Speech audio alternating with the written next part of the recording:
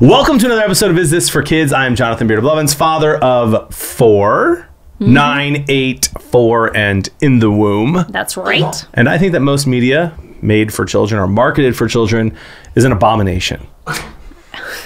I'm Katie, MrsRuvi. I'm a mom of 5, ages 16 through 3, and I think that a lot of media can be redeemed for children with the right kind of parental intervention. But the point of this podcast is to let parents know what's in a piece of content that they might have forgotten, that they haven't seen yet, that they might want to shield their kids from, some conversations that might come up that they would want to shepherd their kids through, and how they can use media to just share in an influential part of their kids' lives. Yes, I tell this story many times. I've told it at least 3 times so far on this podcast. I'll tell it again. My dad was so excited to show me the movie Stripes when I was 13 years old, and in the first 10 minutes it was inappropriate, and my mom and dad were both like, oh, R back then is like PG-13 now. No, Stripes is pretty crazy. But there's movies as well out there that you and I both have watched and then rewatched with our kids, and we're like, whoa. Yeah. I did not remember any of that being in here. And so part of this podcast is to help. We do a lot of new stuff, a lot of new movies, video games, TV shows, etc. But today, a classic. Yeah, we're doing the throwback episode, Jurassic Park. By the way, requested by multiple friends of mine. Yeah, lots of people. The original trilogy, Jurassic Park 1, 2, and 3 from the 90s. Yeah, this is not Jurassic World. This is Jurassic Park, the original 3. So I'm just going to give you a quick overview of all 3 movies. We're going to discuss them holistically here. Basically, this is a situation where scientists believe that they're going to be able to bring back dinosaurs using the DNA of frogs and having extracted stuff from mosquitoes that were frozen in amber.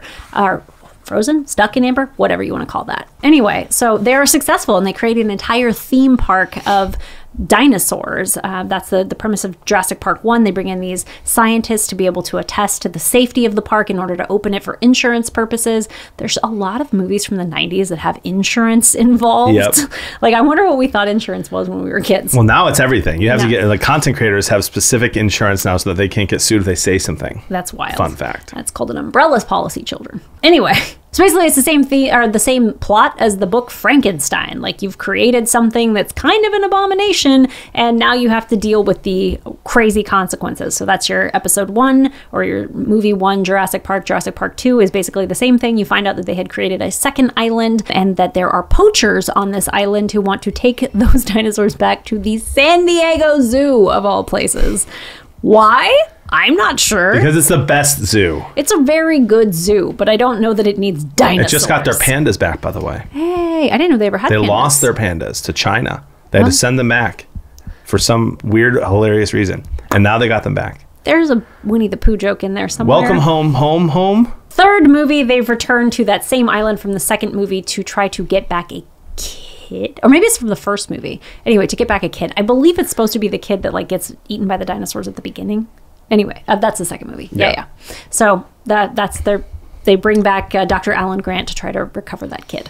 Well, they bring back Dr. Alan Grant. For money, because he was out of money. To make it relevant. Yeah, because Jeff Goldblum wasn't doing it again. Correct. Yeah, they brought Jeff Goldblum back for the second one. I don't even know the actor's name for Dr. Alan Grant for the third one. Sam Neill. They brought back Sam Neill for the third one as Dr. Alan Grant. So there you go. That's your overview. Before we talk about shielding, shepherding, and sharing, yes, what do you remember about these movies before you rewatched? So I saw Jurassic Park 1 in the theater in Honolulu, Hawaii.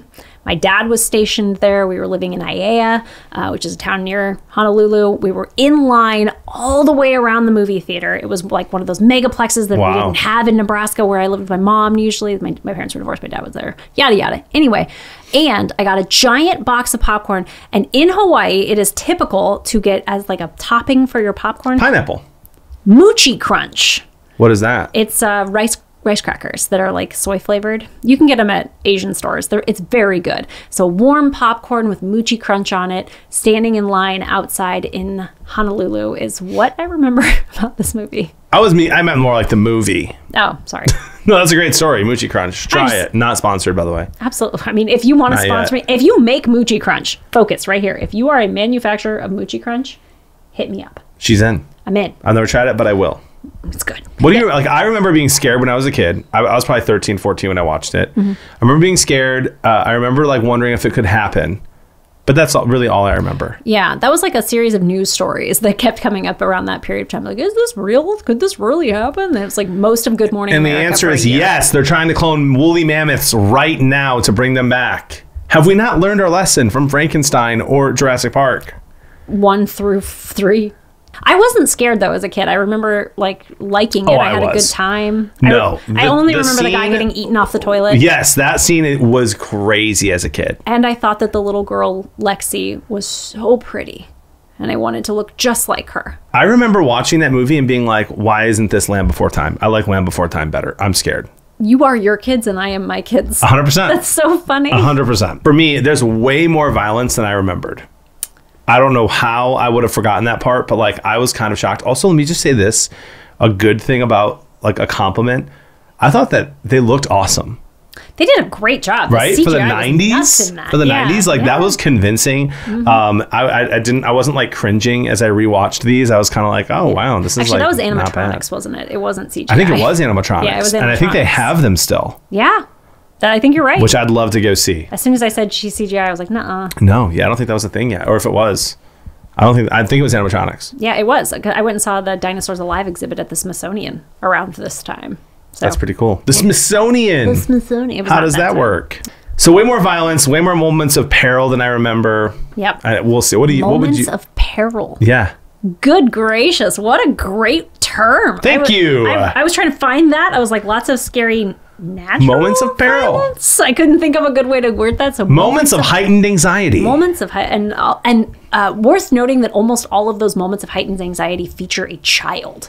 Yes. There are a lot of every single movie has a child in it, which makes like it just adds to the terror of the whole thing. And a child or a baby dinosaur that you like that is a good guy, if you will. Yeah. Exactly. And then there is some innuendo from characters. And I said that the language was situationally appropriate given that they're being chased by dinosaurs. This is like the example I always give my kids where they're like, they heard the S word when the guy was getting eaten by the dinosaur. And they're like, Mom, can I say the S word? I said, yes, when you're in that exact situation. Yeah. So time and place, boys. I will say that there's a lot more swearing in the first one than the second, too. That's true. But the violence is worse than the second, too. And it feels like so I am a procrastinator. I think we all know this on the show, but I get things done, okay? Right. So I watched these 3 back to back to back from like 10 p.m. until 3 a.m. Wow. Last night. Oh my gosh. And it would like, here's the thing. They wanted to say they wanted to say that like in every movie they say it once. Mm-hmm. It was like the thing. Yeah. Why? It's like the token F word now when you can still be PG-13 and say the F word. It's like this is the thing they were allowed to say to like get real close to that line. Yeah, it's so funny that they do it in like I'm pretty sure they did it in all of them. They may not have done it in 3, but I'm pretty sure they did it in 1 and 2. Wild. I just remember being caught off guard and being like, oh, interesting. Remember when the B word was like a big deal? It still hurts my heart when people say it, but like people use it now as like a term of endearment. So I don't like it at all, but that's going to make me an old person. Real quick, when it comes to swearing, I oscillate back and forth 100% on like, it's not a big deal at all, time and place, teach your kids the time and place, to like being completely horrified when I hear it. Like my kids don't. And if I heard them do it, I would be upset. Give me a dumb example. When I was a kid, I wasn't allowed to say fart. We had to say stinker. That's funny. Which is crazy, right? And my kids say fart, and every once in a while I'm like, oh, you're so lucky you get to say that. I didn't get to say that when I was a kid. But it doesn't bother me. I wasn't allowed to say sucks. Every once in a while, my kids will say like, that sucks. And like, I'm just kind of like a little cringed out, but I'm like, oh, it's whatever. Like, it's not that big of a deal. But then on the football field, when I'm coaching, and these kids are dropping the SH word, I'm like, well, that's inappropriate. This is not the time for that in a fun, silly way during football practice. Yeah. So I oscillate between how I feel about it. I wasn't allowed to say wuss because my mom thought that it was too close to the P word, and they meant the same thing. I wasn't allowed to say weenus.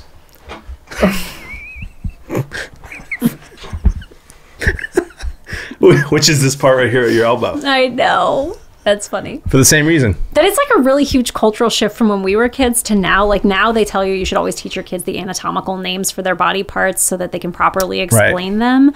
But when we were kids, it was like, don't you say that word. Yeah. Very interesting. Like, don't call it that. Call it this. It's just a very huge cultural shift that happened in one generation. Yep, 100%. Super weird. I swear by this though, and we'll keep talking about Jurassic Park here. If Jody didn't care, I would probably let my kids swear. Ugh. I would. Like, not like bad words, just like little, like here and there.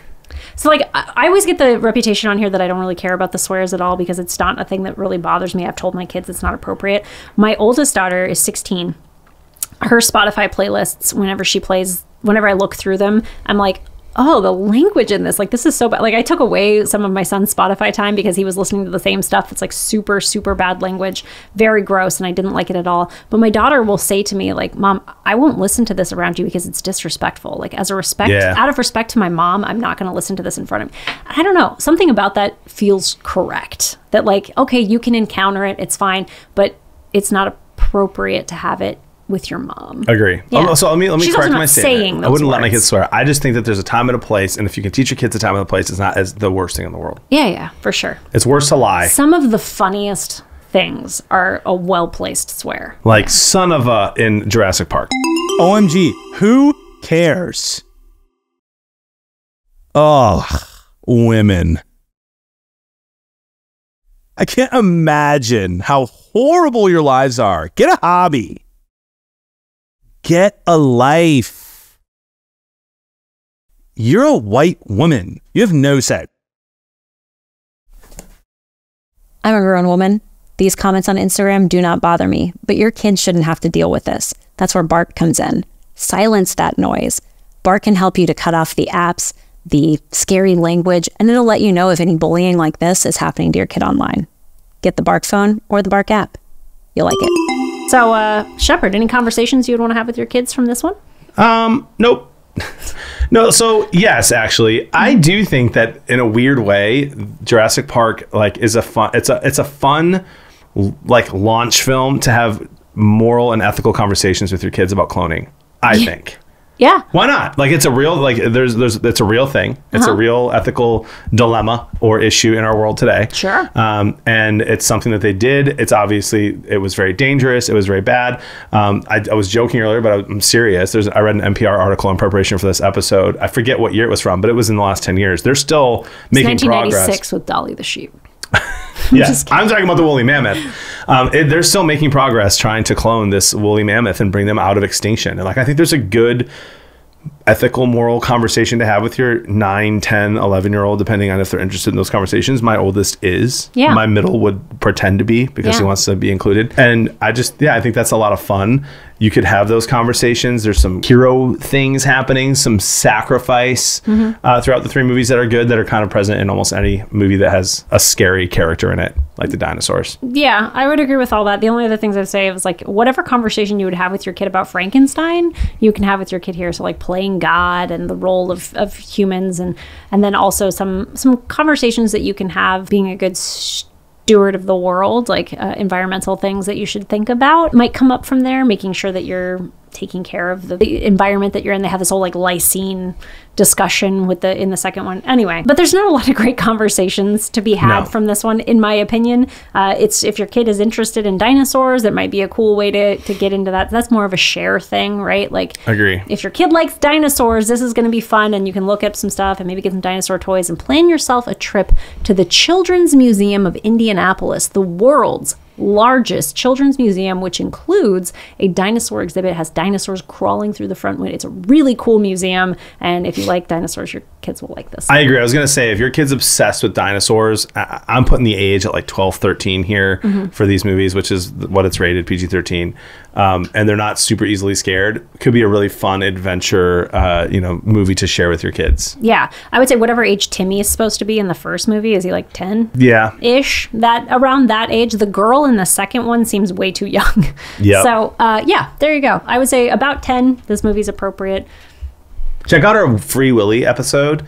Yes. We did an episode on Free Willy, something similar. I just was like, oh, my wife loves orcas and her sister loved them growing up. So we remember Free Willy being great. Watch our episode on Free Willy.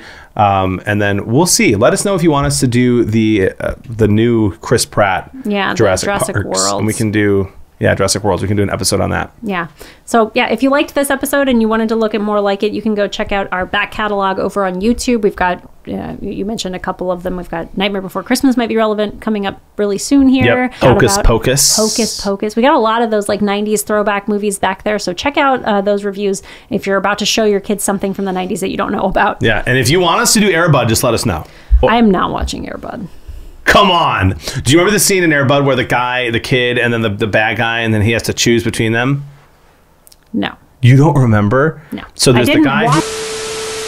If you love this podcast and you want to find out more, go to isthisforkids.com. Check out our YouTube, our Instagram. We're very active there. We're available wherever podcasts are available. Like, 5-star, subscribe, give us great reviews. If you want to give us a bad review, I have a P.O. box. Go ahead and send me some chocolate. Chocolate? Dark chocolate, though. It's healthy. It's Fit Dad Fall. You said Fat Dad Fall last Nope, time. it's Fit Dad Fall. Hey, there are so many types of content out there for us to look through as parents. I'm Jonathan Blevins. I'm Katie, MrsRuvi. Let us help you decide. Is this for kids?